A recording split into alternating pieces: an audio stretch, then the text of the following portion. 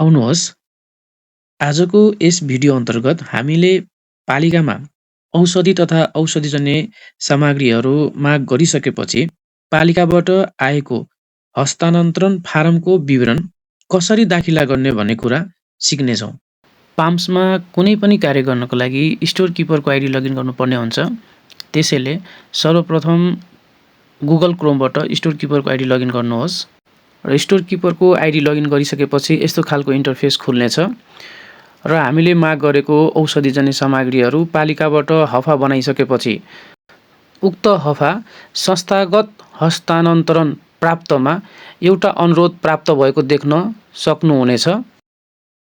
त्यसमा क्लिक गर्नुहोस् र क्लिक गरिसकेपछि यस्तो खालको विन्डो पपअप हुनेछ र माथि देखाइएको औषधि दाखिलामा क्लिक गर्नुहोस् र क्लिक गरिसकेपछि यस्तो खालको इन्टरफेस खुल्नेछ र यसमा आर्थिक वर्ष 2082-83 छनौट गर्नुहोस्।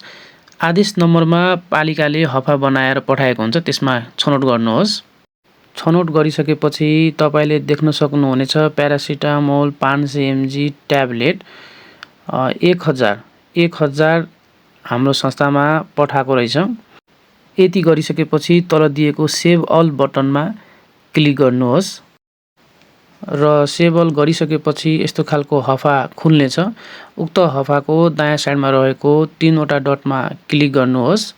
क्लिक गरिसकेपछि यस्तो खालको देख्न सक्नुहुनेछ। एडिट गर्नुपर्ने छ भने एडिटमा जानु होला, हैन भने विस्तृत विवरण प्रविष्टिमा क्लिक गर्नुहोस् र क्लिक गरिसकेपछि यस्तो खालको विन्डो पपअप हुनेछ र यसमा देखाइएको दायाँ साइडमा रहेको 3वटा धर्का भएको ठाउँमा क्लिक गर्नुहोस् र यस्तो खालको विन्डो पपअप हुनेछ।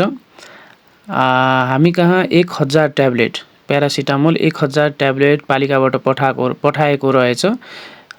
उक्त 1000 परिमाणमा उल्लेख गर्नुहोस् र 1000 उल्लेख गरिसकेपछि इकाइमा के गर्नु परेन, ब्रान्ड एन्ड कम्पनी नखुलेको छनौट गर्नुहोस् र देशमा डाउनवर्ड बटनमा क्लिक गरेर देश पनि नखुलेकोमा क्लिक गर्नुहोस् र यति गरिसकेपछि औषधिको पछाडिपट्टि अन्तिम मिति हुन्छ हो, त्यो अन्तिम मिति उल्लेख गर्नुहोस् र ब्याचमा चाहिँ औषधिको लट नम्बर हुन्छ, त्यो लट नम्बर लेख्नुहोस्। दाखिला हुने गोदाममा स्वास्थ्य गोदाम छनौट गर्नुहोस्। यति गरिसकेपछि दायाँ साइडमा सेभ बटन हाइलाइट हुनेछ। सेभ बटनमा क्लिक गरेर अगाडि बढ्नुहोस् र तल दिएको सेभ अल बटनमा क्लिक गर्नुहोस् र पुनः सेभ अल बटनमा क्लिक गरेर अगाडि बढ्नुहोस् र हस्तान्तरण फारमको दायाँ साइडमा रहेको 3वटा डटमा क्लिक गर्नुहोस् र क्लिक गरिसकेपछि फरवर्ड बटनमा क्लिक गर्नुहोस् र यस्तो खालको विन्डो पपअप हुनेछ। यसमा स्वीकृतकर्ता छनौट गर्नुहोस्। शाखामा औषधिकोट स्वास्थ्य चौकी छनौट गर्नुहोस्। आफ्नो स्वास्थ्य चौकी छनौट गर्नु होला। नाममा स्वीकृतकर्ताको नाम छनौट गर्नुहोस् र संक्षिप्त ब्यौरामा चाहिँ फर एप्रुभ भनेर उल्लेख गर्नुहोस् र तल दिएको एस बटनमा क्लिक गर्नुहोस्। यति गरिसकेपछि दाखिला रिपोर्ट मास्टर फरवर्ड सक्सेसफुली भनिसकेको छ। यसपछि हामीले एप्रुभरको आइडी लगइन गर्नुपर्ने हुन्छ। मैले अलरेडी एप्रुभरको आइडी लगइन गरिसकेको हुनाले एप्रुभरको आइडी लगइन गर्छु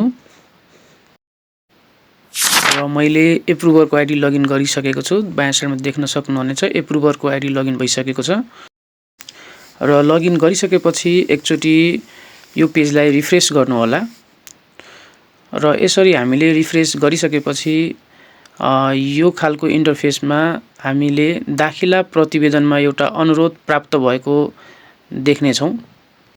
उक्त दाखिला प्रतिवेदन क्लिक गर्नुहोस् र क्लिक गरिसकेपछि यस्तो खालको हफा देख्न सक्नुहुनेछ। दायाँ साइडमा रहेको 3वटा डटमा क्लिक गर्नुहोस्। क्लिक गरिसकेपछि स्वीकृत बटनमा क्लिक गर्नुहोस् र यस बटनमा क्लिक गर्नुहोस्।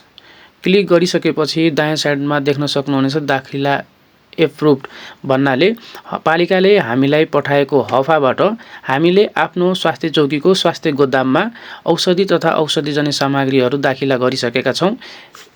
यति गरिसकेपछि हाम्रो स्वास्थ्य गोदाममा औषधि दाखिला हुन्छ र उक्त औषधि दाखिला भएको छ कि छैन भनेर हेर्नको लागि पुनः फेरि स्टोर किपरको आइडी लगइन गर्नुहोस् र स्टोर किपरको आइडी लगइन गरिसकेपछि माथिको रिबन बारमा रहेको प्रतिवेदनमा क्लिक गर्नुहोस् र प्रतिवेदनमा क्लिक गरिसकेपछि कार्यालय प्रतिवेदनमा क्लिक गर्नुहोस् र बायाँ साइडमा रहेको खर्च भएर जाने खातामा क्लिक गर्नुहोस् र क्लिक गरिसकेपछि आर्थिक वर्ष छनौट गर्नुहोस् र सम्पत्तिमा डाउनवर्ड एरोबाट सम्पत्ति हामीले कुन चाहिँ दाखिला गरेको त्यो दाखिला गरेको औषधि सर्च गर्नुहोस्। जस्तै मैले प्यारासिटामोल दाखिला गरेको थिएँ, प्यारासिटामोल 500 mg, त्यसमा क्लिक गर्छु र क्लिक गरिसकेपछि स्पेसिफिकेसन छनौट गर्नुहोस् र दायाँ साइडमा देखाइएको प्रिभ्यू बटनमा क्लिक गर्नुहोस्। क्लिक गरिसकेपछि यस्तो खालको PDF खुल्नेछ। यसमा तपाईले देख्न सक्नुहुनेछ मैले आज 2022 साल 9 महिना 16 गते दाखिला गरेको थिएँ, जसमा परिमाण 1000 प्यारासिटामोल मैले दाखिला गरेको थिएँ, देख्न सक्नुहुनेछ तपाईले। यसरी हामीले माग गरेको औषधि पालिकाबाट हफा पठाइसकेपछि हामीले आफ्नो स्वास्थ्य चौकीको स्वास्थ्य गोदाममा कुनै पनि प्रकारको औषधि तथा औषधिजन्य सामग्रीहरू सजिलै तरिकाले दाखिला गर्न सक्छौं। र यो भिडियोको अन्त्यमा आएर हामीले पालिकामा कुनै पनि औषधि तथा औषधिजन्य सामग्रीहरू माग गरिसकेपछि पालिकाले हामीलाई पठाएको हफाबाट हाम्रो स्वास्थ्य चौकीको स्वास्थ्य गोदाममा कसरी दाखिला गर्ने भन्ने कुरा यो भिडियोको अन्त्यमा आएर तपाईले गर्न सक्नुहुनेछ भन्दै म बिदा भए। धन्यवाद। भिडियो तपाईलाई कस्तो लाग्यो कमेन्ट सेक्सनमा कमेन्ट राखिदिनु होला। साथीहरुमाझ यो भिडियो शेयर गरिदिनु होला।